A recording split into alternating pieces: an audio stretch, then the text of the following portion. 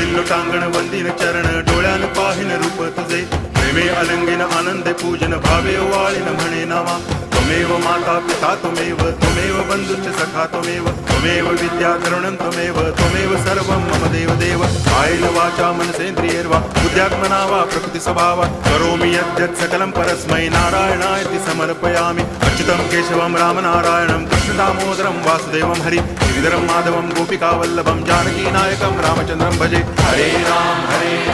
Ram Ram Hare Hare Hare Krishna